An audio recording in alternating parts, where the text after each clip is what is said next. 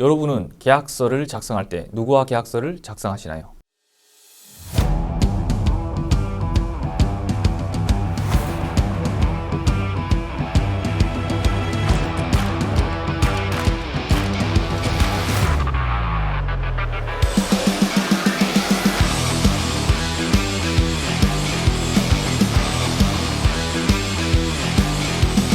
부동산TV 리얼입니다. 여러분은 계약서를 작성할 때 누구와 계약서를 작성하시나요?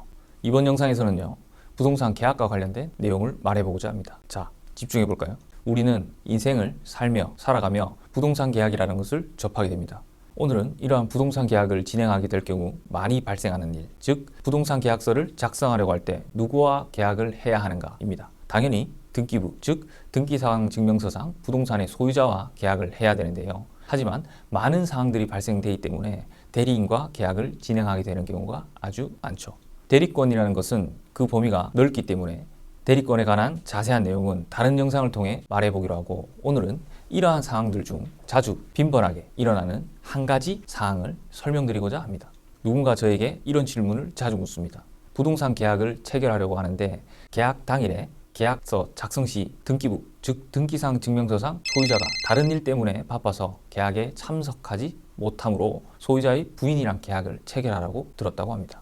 부인이랑 부동산 계약을 체결해도 괜찮을까요? 라고 말이죠. 실제로도 부인이나 남편 두 사람 중 한 명이 계약하러 오는 경우가 아주 많이 있죠. 어떻게 해요? 배우자의 신분증만 도장만 들고 갈게요 라고 말이죠.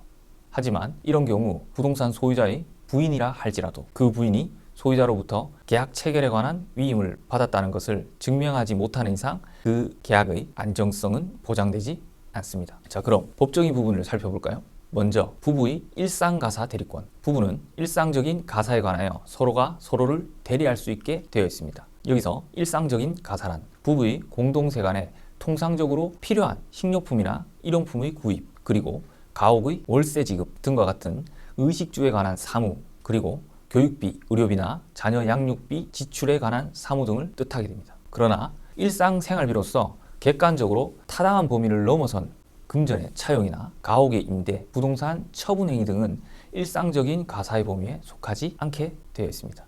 따라서 어떻게 해야 되겠죠? 불가피하게 부동산 소유자의 부인과 계약을 체결해야 하는 경우에는 반드시 부동산에 대한 매매 혹은 임대차에 관한 위임장과 소유자의 인감증명서를 반드시 요구하셔야겠죠. 부동산 계약에 있어서 기본적으로 계약 당사자 확인하는 절차는 현재도 하고 있으실 겁니다. 부동산의 소유자와 계약을 체결하는 경우에는 부동산 소유자의 주민등록증으로 등기부, 즉 등기사항 증명서상 소유자의 인적 사항과 일치하는지를 확인해야 합니다. 앞선 질문의 경우 부동산 소유자의 대리인인 부인과 계약을 체결하는 경우에는 위임장과 부동산 소유자의 인감증명서를 반드시 요구해야 한다는 것입니다. 당연히 그 대리인이 제3자인 경우에도 마찬가지고요.